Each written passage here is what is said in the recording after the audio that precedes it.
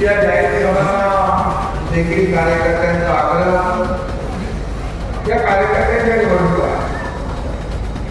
नेत्यांच्या लोकसभा विधानसभेच्या निवडणुका झाल्या. आता आपण या कार्यकर्त्यांनी निवडून दिलं, तुम्ही सगळ्यांनी निवडून दिलं आणि आता कार्यकर्त्यांच्या निवडणुकांमध्ये देखील कार्यकर्त्यांची अपेक्षा असतात की आपल्या नेत्यांनी, खासदार आमदारांनी, मंत्र्यांनी आमचा प्रचार केला पाहिजे आणि म्हणून कार्यकर्त्यांना देखील वारेवर सोडता येत नाही आणि म्हणून आपली ही सभा देखील आपण करतोय. काही सभा आपण रद्द केल्या आणि अतिशय साधेपणाने प्रचार आपण करतोय. कुठले हात पुढे नाही, काय नाही आणि कुणावरही टीका होईल असं वक्तव्य नाही, कुणाच्या भावना दुखावल्या जातील असंही कोणी बोलू नये अशा प्रकारचा आपला या प्रचाराचा भाग. परंतु जिल्हा परिषद आणि पंचायत समित्या या निवडणुका ज्या आहेत, या निवडणुका ग्रामीण भागासाठी अतिशय महत्वाच्या आहेत. हे आता देवगाव रंगारी आपल्या ताईचं कन्नड, वैजापूर आणि गंगापूर या तिन्ही तालुक्यातले सर्व पदाधिकारी आणि उमेदवार आणि कार्यकर्ते इकडे उपस्थित आहेत. मी खरं म्हणजे आपल्याला एवढंच सांगेन, हे देवगाव आहे आणि देवाचा आशीर्वाद शिवसेनेलाच आहे, देवाचा आशीर्वाद आणि एवढ्या मोठ्या संख्येने माझ्या लाडक्या बहिणी उपस्थित आहे.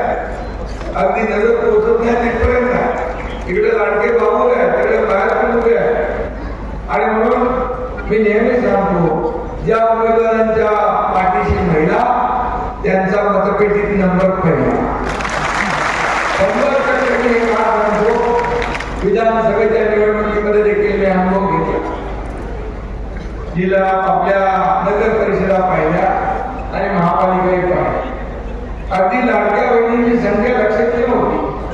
अगदी मी ज्या ज्या ठिकाणी सभाना गेलो, सभांमध्ये तर गर्दी होती, परत रस्त्याच्या दुतर्फा देखील माझ्या लाडक्या बहिणी, लाडके भाऊ, शेतकरी वाट पाहत आतुरतेने आशीर्वाद घ्यायला उभे राहिले. यावर त्यांच्या मनामध्ये, त्यांच्या मनाचा आणि चेहऱ्यावरचा भाव या ठिकाणी आपल्याला दिसायचा. या लाडक्या बहिणीच्या मनापासून आता देखील येताना पाहिलं, घराच्या बाहेर काल देखील मी कोल्हापूर सांगली अगदी उशीर झाला होता, 10 वाजून गेले तरी सुद्धा लाडक्या बहिणींनी खुर्ची सोडली नव्हती, लाडक्या बहिणींनी सभा सोडली नव्हती. लाडके भाऊ होते, शेतकरी होते, हे प्रेम द्या खऱ्या अर्थाने तुमच्या एकनाथ शिंदेला मिळाले. मी स्वतःला भाग्यवान समजतो की हे प्रेम या राज्यामध्ये मी मुख्यमंत्री असताना 5 वर्षाच्या कारकिर्दीमध्ये अनेक निर्णय घेतले. मला त्याचा समाधान. मी देखील गरिबी पाहिली आहे, मी देखील त्या शेतकऱ्याचा मुलगा आणि माझ्या आईची तकलीफ पाहिली आहे, पत्नीची काटकसर मी पाहिली, त्यांच्या डोळ्यातली कला पाहिली, कसा महिना काढायचा त्याची ध्यान पाहिली आहे. आणि म्हणून मी जेव्हा मुख्यमंत्री झालो तेव्हा पहिल्यांदा मी ठरवलं की माझ्या लाडक्या बहिणी मातांसाठी मला काहीतरी केलं पाहिजे आणि त्यातूनच मुख्यमंत्री माझी लाडकी बहीण योजनेचा जन्म झाला आणि मुख्यमंत्री माझी लाडकी बहीण. लोक विरोध करत होते, लोक म्हणाले कसं होणार, 45,000 कोटी रुपये वर्षाचा खर्च, बोले कसं देणार तुम्ही? अरे बोले देणार म्हणजे काय, निर्णय घेतला, घेणार, माझ्या लाडक्या बहिणीला देणार म्हणजे देणार आणि निर्णय झाला. काही लोक कोर्टात गेले, काही लोकांनी विरोध केला, काही लोक बोले चुनाव जिंकला, त्या निवडणुकीच्या घोषणा. परंतु मला अभिमान नुसत्या चुनावी घोषणा होत्या, चुनावी जुमला होता, मनापासून निर्णय घेतलेला हा एकनाथ शिंदे तुमचा भाऊ मुख्यमंत्री म्हणून होता आणि म्हणून ती योजना सुरू झाली. योजना चालू झाली, खात्यात पैसे पडू लागले, माझ्या लाडक्या बहिणीने आधार मिळाला. काय एवढं काय का सरकारने करू नये? सर्वसामान्य लाडक्या बहिणींसाठी का करू नये? लाडक्या भावांसाठी का करू नये? का त्यांना आधार देऊ नये? आज मी अनेक गोष्टी बघतो, अनेक काही लाडक्या बहिणी आपल्या परिवाराचा प्रपंचाला हातभार लावतात. कुणाचं औषध पाणी असेल, कुणाचं शिक्षण असेल, कुठलं ऑपरेशन असेल ते करतात. काही लाडक्या बहिणी एकत्र येऊन छोटा मोठा व्यवसाय करतात. अनेक सक्सेसफुली या राज्यामध्ये आपण पाहतोय. आणि कोणतरी म्हणाला मगाशी, तुम्ही किती 1,500 का देता? 1,500 रुपये का देता? आज तुम्ही जेव्हा पूर आला, अतिवृष्टी झाली, शेतकऱ्यांचं नुकसान झालं, त्या एकतरी बिस्किटचा पुढाकारी मेळावा दिला आणि तुम्ही आम्हाला विचारता 1,500 का? अरे 1,500 काय? जे आम्ही बोललोय, जो आम्ही शब्द दिलाय 2100 रुपयाचा, मला पत्रकार विचारतात, काही लोक विचारतात कधी देणार? योग्य वेळी तेही देणार. तेही देणार. आम्ही जे जे वचननाम्यात बोललो ते पूर्ण करणार. त्याचबरोबर वचननाम्यामध्ये देखील महायुतीच्या शेतकऱ्यांची कर्जमाफी देखील आम्ही शब्द दिलेला. आणि मला आनंद, मला समाधान आहे. एक बैठक झाली आहे मुख्यमंत्र्यांनी आमचे. मी आपल्याला सांगतो, योग्य वेळ आली या शेतकऱ्यांचा कर्जमाफीचा निर्णय देखील महायुती सरकार घेतला. अरे आम्ही जे बोलतो ते करतो. त्याला हिंमत लागते, धाडस लागतं.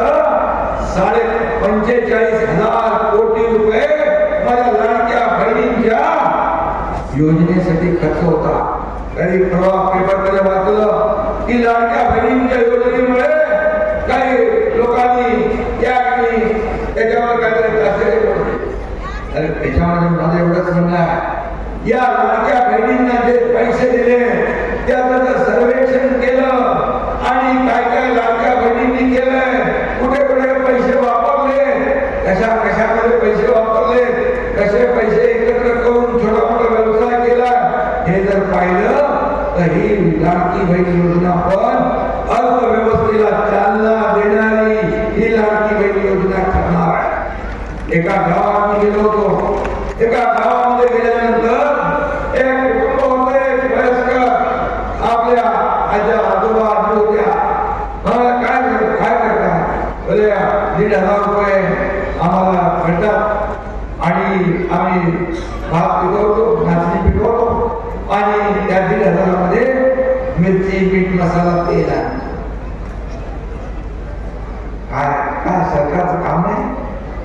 सरकार कोणासाठी? गोरगरिबाला न्याय द्यायचा नाही का? फक्त जनगणनेच्या मागोवर. आणि म्हणून ही निकट पोटदुखी निर्माण झालेली आहे.